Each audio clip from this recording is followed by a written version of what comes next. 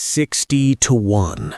In war, that ratio is not a challenge, it is a death sentence. It is the kind of imbalance that ends battles before they truly begin. Commanders surrender. Armies retreat. History moves on without a footnote.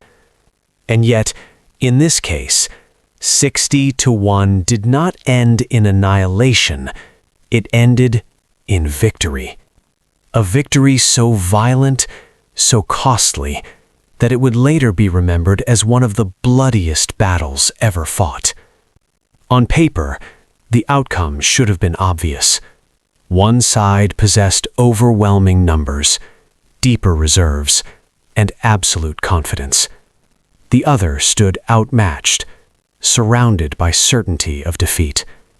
Logic demanded collapse. Strategy predicted destruction.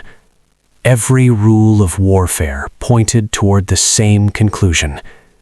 They should not have survived, let alone won.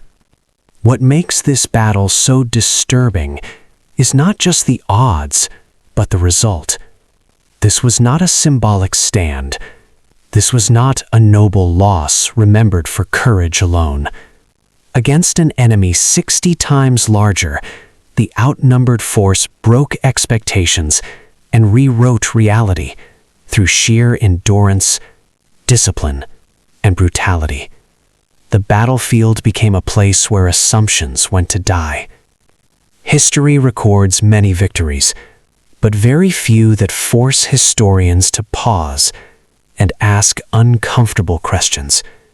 How did numbers fail so completely? Why did preparation outweigh scale? And what kind of cost does a victory like this demand? Because when the fighting finally ended, the ground was not just claimed. It was soaked, scarred, and permanently changed. This battle is remembered not only for who won, but for how much blood it required. Victory did not arrive cleanly. It came through exhaustion, sacrifice, and decisions that blurred the line between survival and annihilation. Those who lived carried the weight of it, long after the battlefield fell silent. And yet, despite its scale and its consequences, this battle often feels distant, reduced to numbers, simplified into outcomes, rarely examined for what it truly represents. A moment where superiority failed, where certainty collapsed, where the smaller force refused to accept the ending written for them. 60 to 1 should mean death. That is what every army believes. That is what every empire relies on. This battle shattered that belief. It proved that under the right conditions, numbers can become a liability, confidence can become weakness, and victory can come from the side that should have been erased. To understand how this happened, how the bloodiest battle of its kind defied logic, we must step back into the world that created it, a world already primed for violence, a world where war was inevitable, and a battlefield where survival would demand more than courage. It would demand everything. Section 2.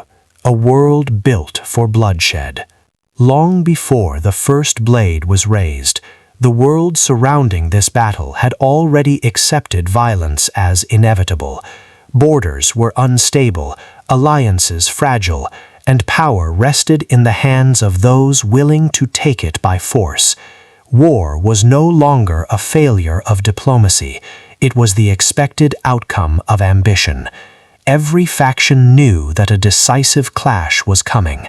The only uncertainty was where and how devastating it would be. Tensions had been building for years. Resources were scarce, rival claims overlapped, and pride prevented compromise. Smaller powers lived under constant pressure, caught between survival and submission. larger forces expanded relentlessly, convinced that momentum itself was proof of destiny.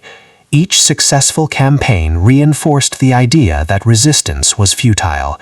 Each defeat erased another reason to hope.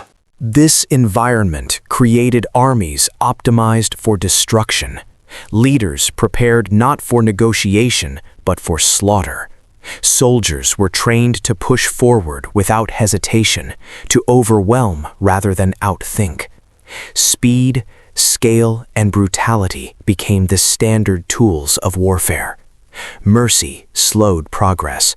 Restraint invited rebellion. Bloodshed was efficient. Civilians paid the price long before armies met. Villages emptied, roads filled with refugees carrying stories of massacres and collapse. These accounts were not exaggerated warnings, they were patterns repeating across the land. When the stronger side marched, cities either opened their gates or were erased. Survival depended on obedience, not resistance.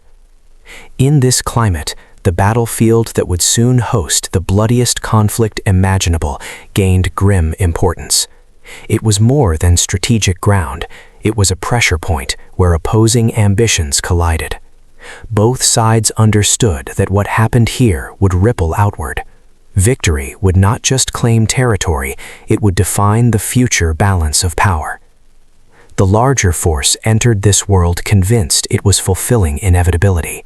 Their numbers, resources, and prior successes suggested destiny was on their side. Every calculation supported that belief.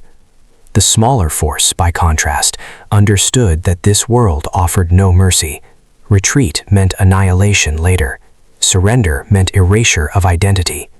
To stand and fight, even against impossible odds, became the only remaining choice that preserved meaning. This is how bloodshed becomes unavoidable. When fear governs decisions, when power replaces principle, and when survival itself demands violence, battles stop being accidents. They become conclusions waiting to happen. The world does not stumble into bloodiest conflicts. It constructs them piece by piece. By the time armies moved toward one another, restraint was already gone. Expectations were locked in place. One side expected conquest, the other expected death. Neither anticipated what would actually unfold, because this world, built for bloodshed, had created the conditions for something far more dangerous than defeat.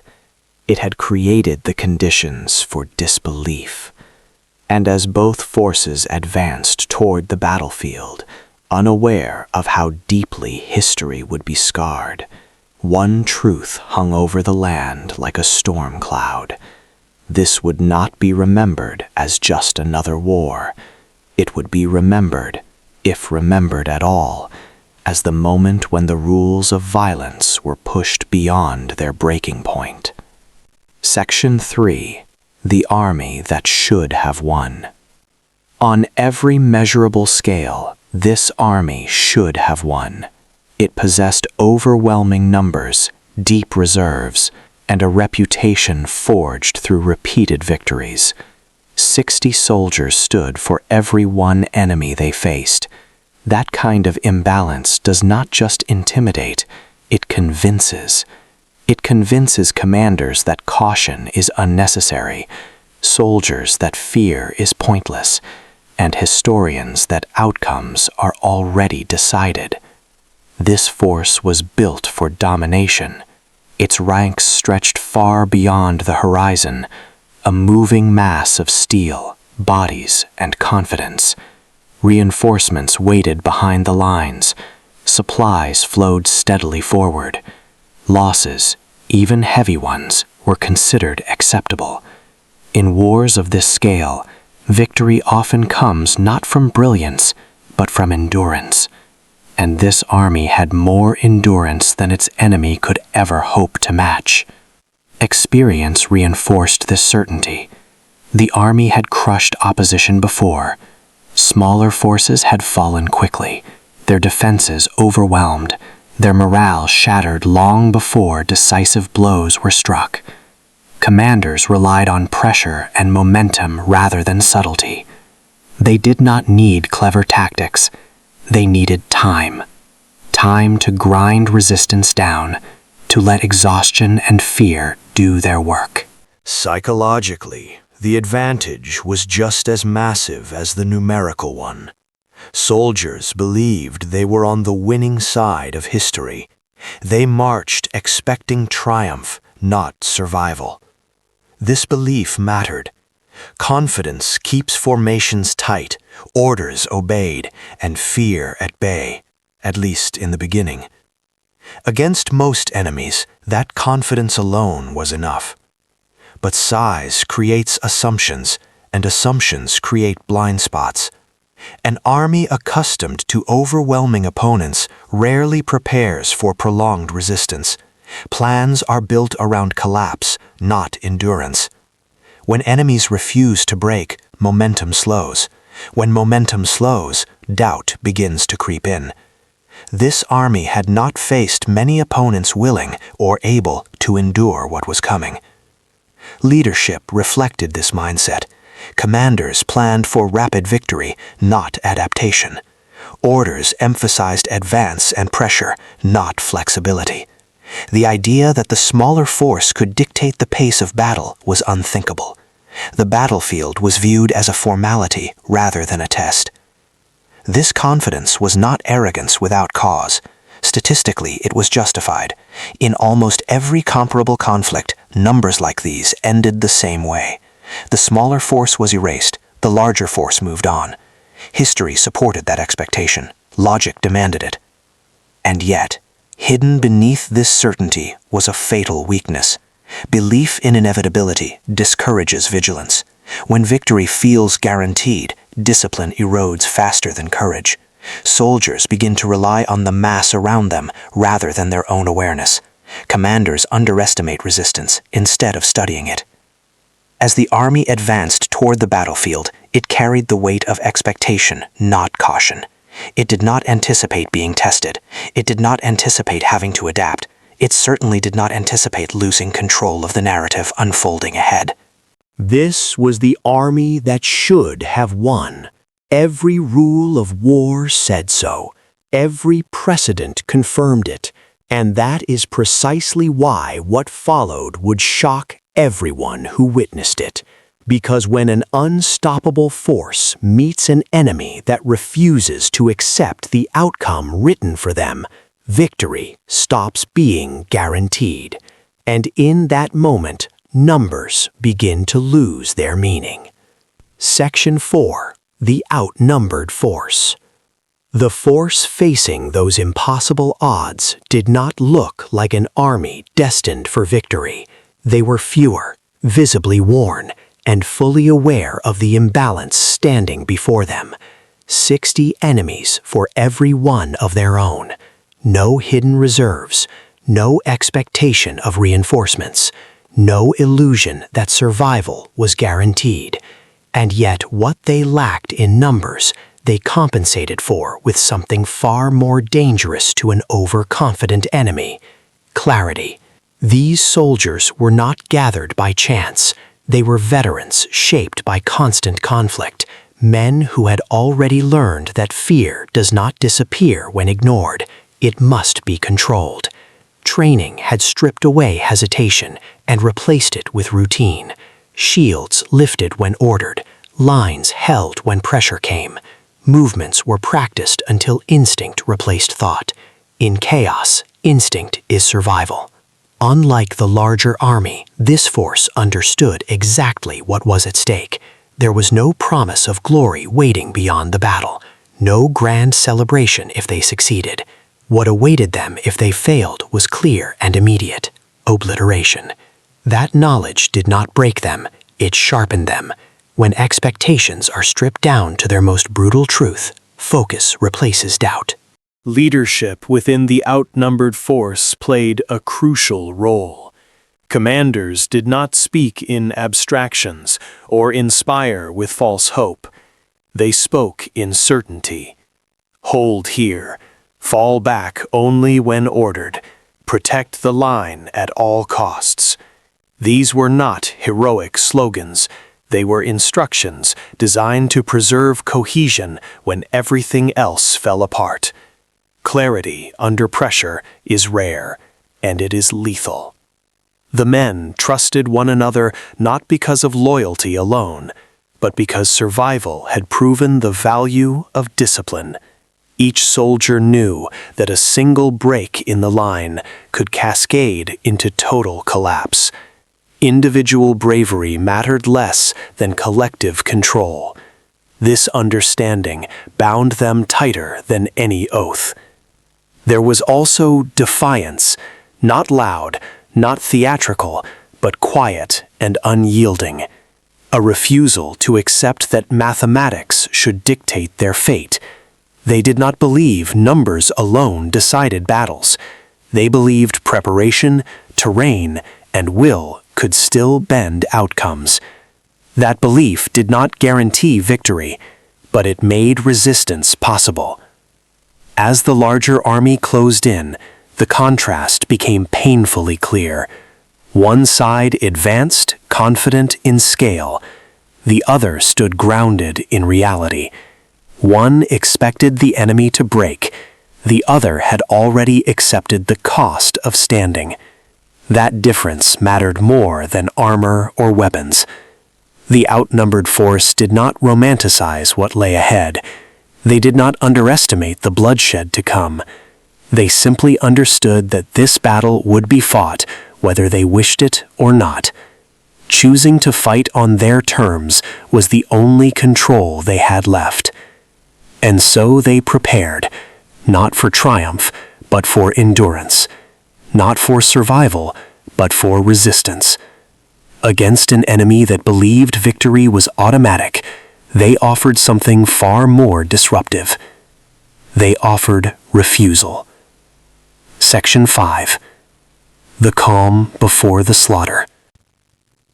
The hours before the battle carried a strange stillness, heavy and unnatural, as if the land itself understood what was coming. This was not the calm of peace, but the silence that exists only when violence is inevitable. The outnumbered force moved through their final preparations without urgency, each action deliberate, measured, and familiar. Weapons were checked again and again. Armor was tightened. Positions were rehearsed one last time. There were no speeches promising survival, no words wasted on hope that could not be guaranteed. These soldiers did not need motivation, they needed clarity. Every man already understood the odds. 60-1 was not a rumor. It was visible in the distance, stretching across the horizon in endless ranks. What remained now was acceptance. Some spoke quietly, not about the battle, but about ordinary memories, small moments from lives that already felt far away. Others sat alone, eyes fixed on the ground or the sky, steadying their breath. Fear existed, but it was contained. Training had taught them that fear ignored becomes panic, but fear acknowledged becomes control. Beyond their position, the signs of the approaching army grew clearer with every passing moment. Dust clouds rose in thick columns. The faint vibration of marching feet traveled through the earth. The sound was not loud, but constant, a reminder that time was running out. Every sense was heightened. Every second felt stretched. Hope and despair existed side by side in those final moments. Hope that discipline could hold. Hope that terrain could limit the enemy. Hope that endurance might outlast expectation. Despair at the knowledge that bloodshed on an unimaginable scale was unavoidable. This contrast did not weaken resolve. It sharpened it. When expectations are honest, focus replaces illusion. As the sun shifted overhead, the force took its final positions.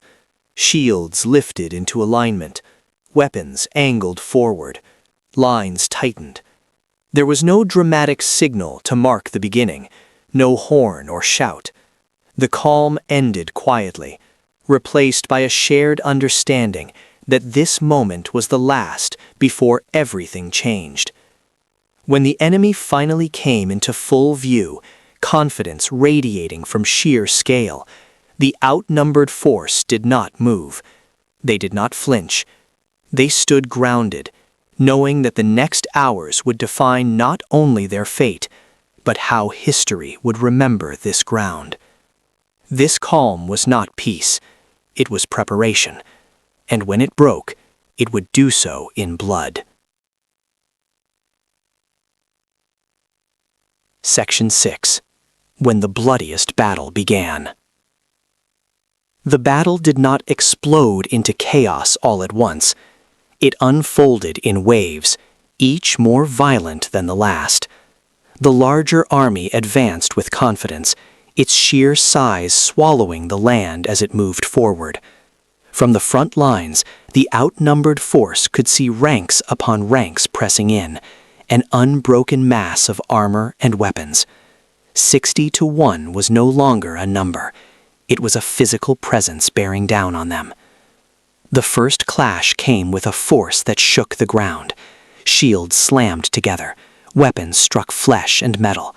The sound was deafening, a grinding roar of impact and pain. The smaller force absorbed the collision, feet planted, formation tight. They did not surge forward or scatter. They held. For a brief moment, momentum stalled, and that alone defied expectation. As more attackers pressed in, space disappeared. Bodies packed together, movement restricted by sheer density. The advantage of numbers began to suffocate itself. Soldiers in the rear pushed forward, unaware of the carnage ahead, crushing their own front lines into the defenders' weapons. The battlefield became a choke point of chaos, where strength mattered less than control. Blood came quickly. The ground darkened beneath their feet, slick and uneven. Wounded men fell and were trampled without mercy.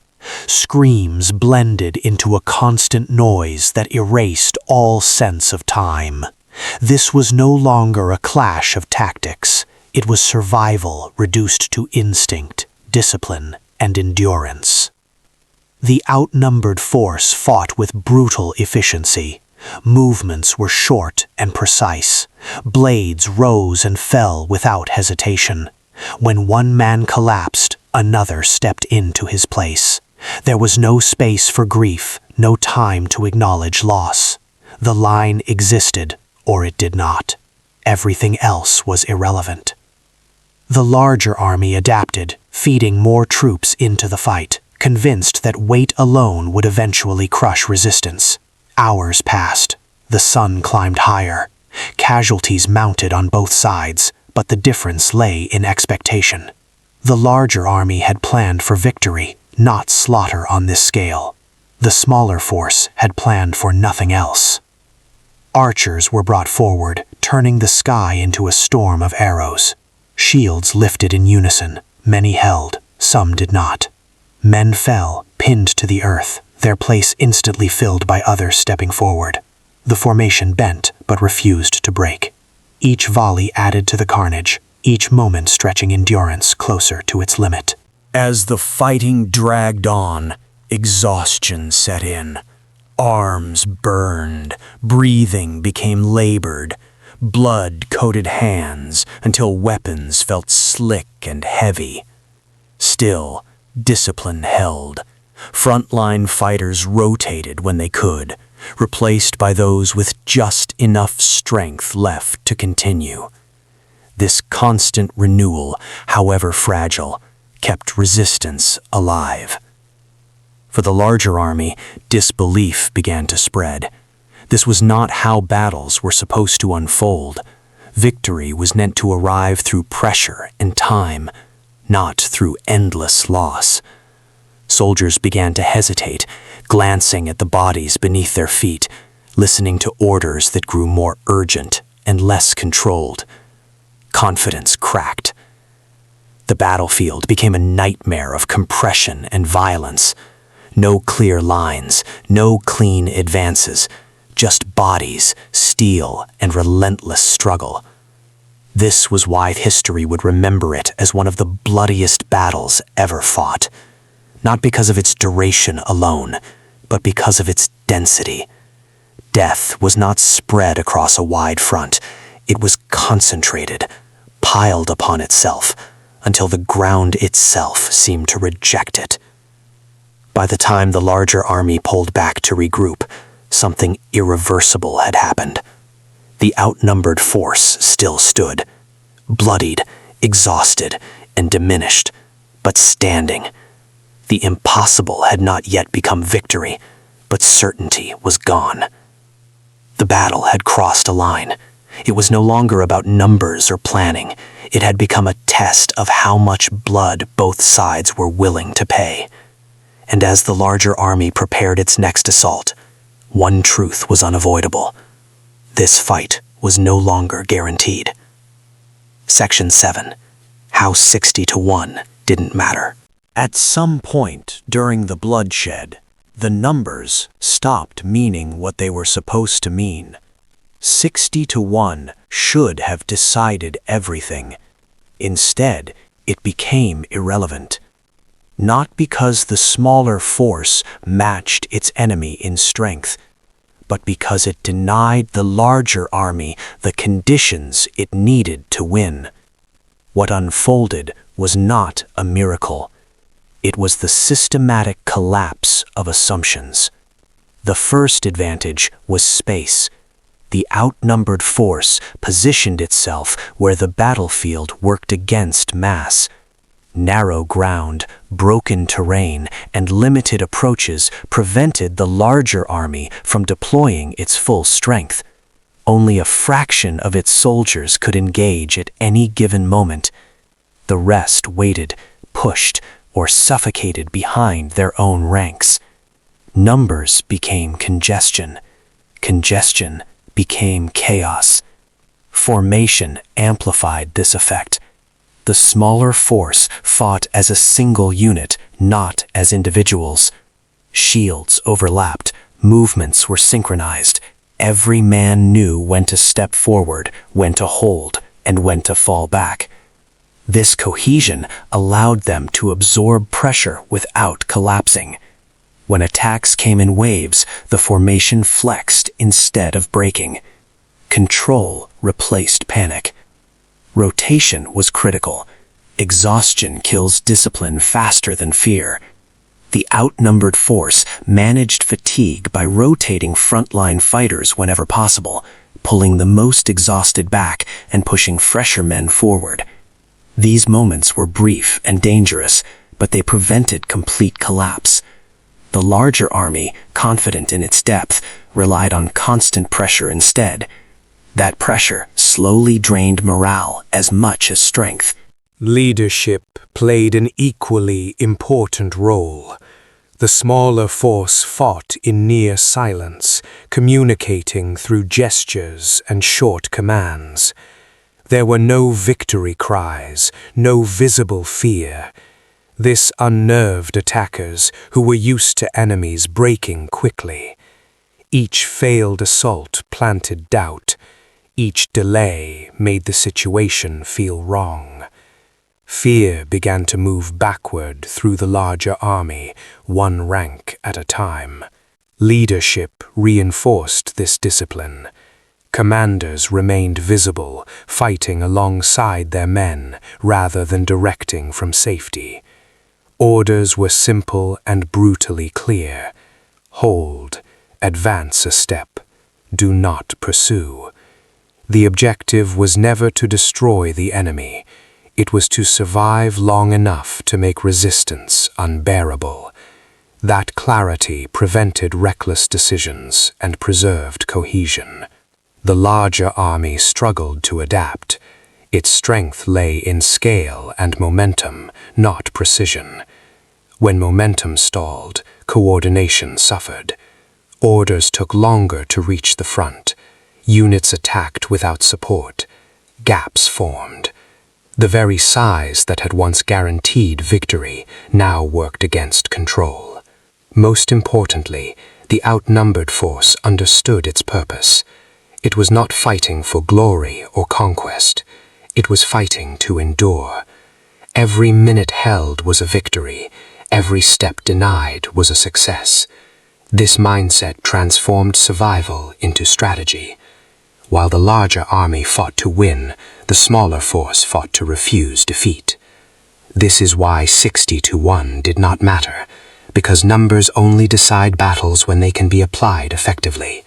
When space is restricted, discipline maintained, and fear controlled, scale loses its power. What remained was a contest of will, and will does not multiply. By the time the fighting slowed, the larger army had paid a price it never expected to pay. The smaller force had not won yet, but it had done something far more disruptive. It had proven that the rules no longer applied. Section 8. No battle bleeds forever without reaching a moment of collapse. For both sides, that moment arrived not with a single blow, but with exhaustion so deep it stripped away control. The air was thick with smoke, dust, and the metallic stench of blood. The ground had long since lost its shape, churned into a slick mass beneath broken bodies and shattered weapons. Movement became slower, reactions dulled. The battle was consuming everyone it touched. For the outnumbered force, endurance was reaching its limit.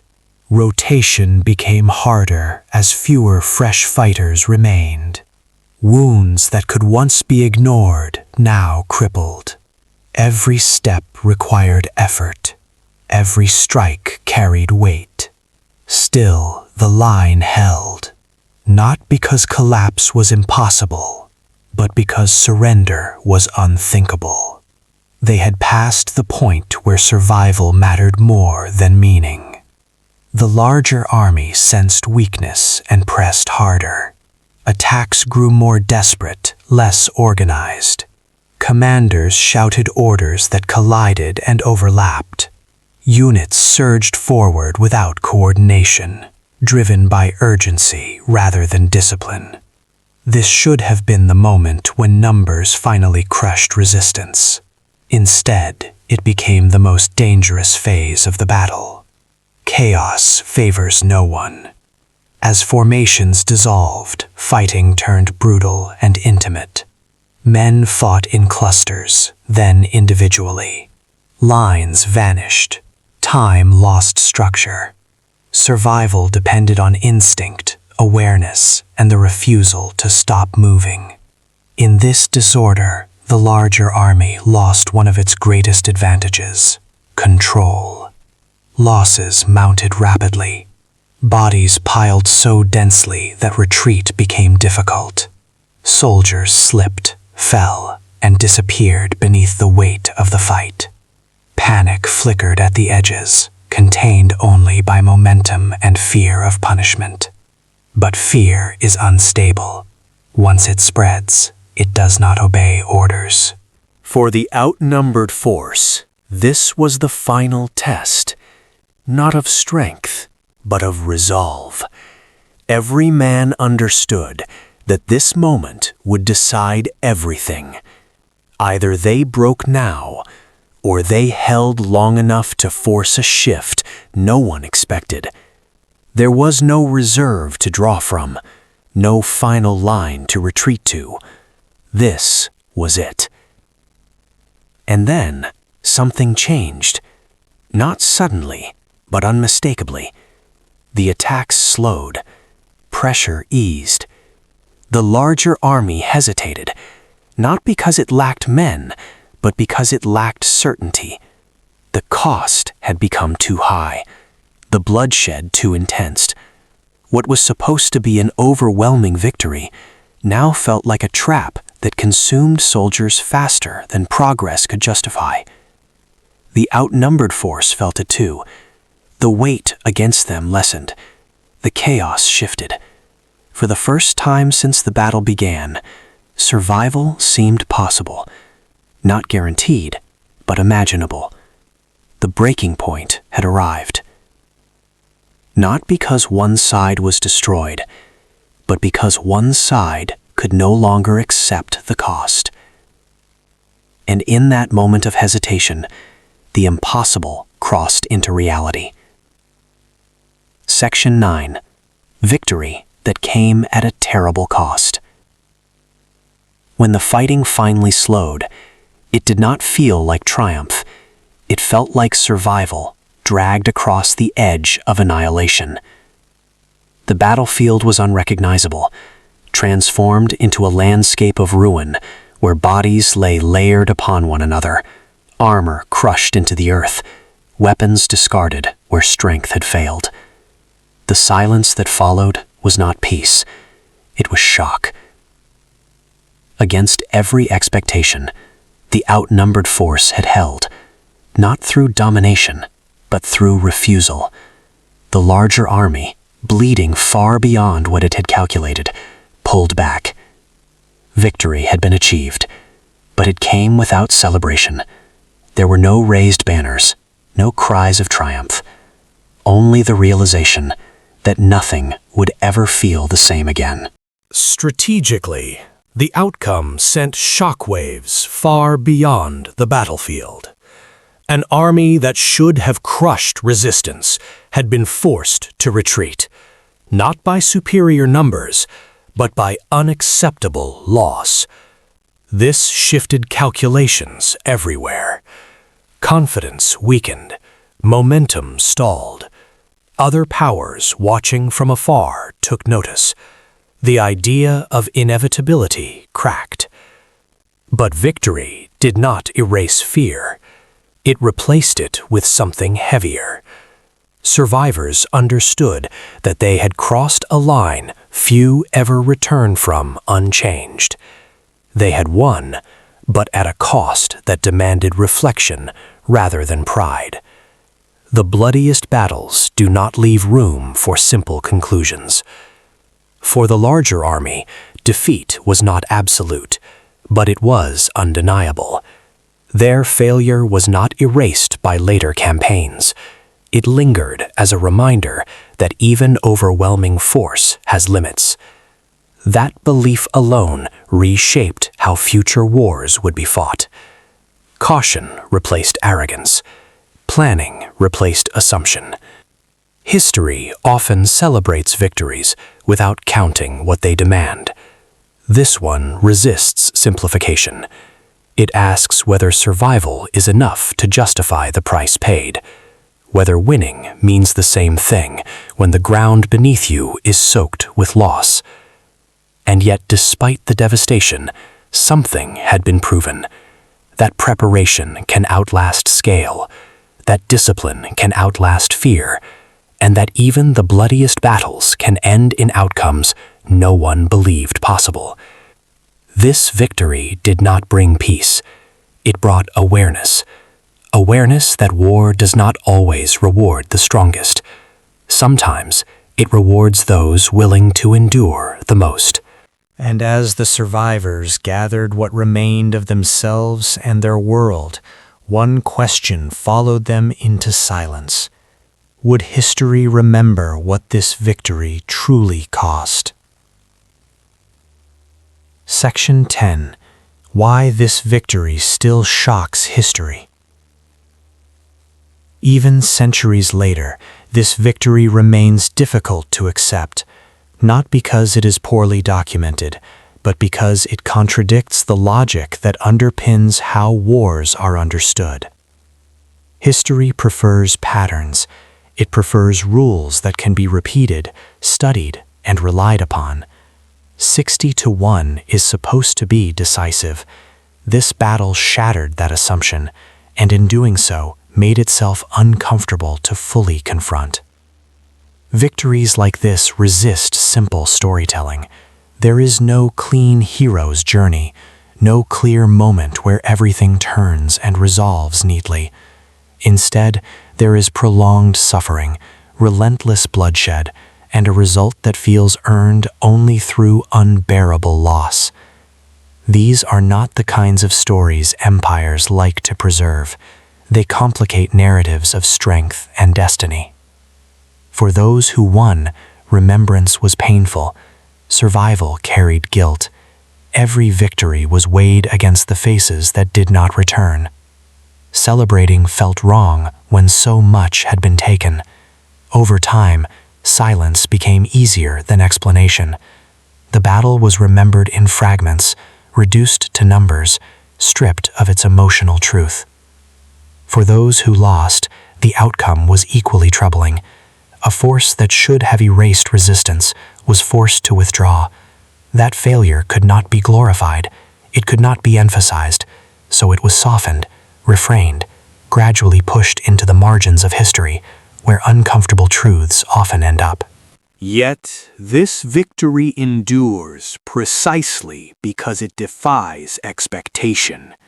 It forces historians and audiences alike to confront an unsettling reality: that warfare is not governed solely by scale, that discipline, terrain, leadership, and resolve can disrupt even the most overwhelming advantages, and that sometimes the bloodiest battles are not fought for conquest, but for refusal. This is why the story still shocks, not because it is unbelievable, but because it is undeniable. It reveals how fragile certainty truly is, how easily assumptions collapse when confronted by preparation and endurance, and how thin the line is between dominance and disaster.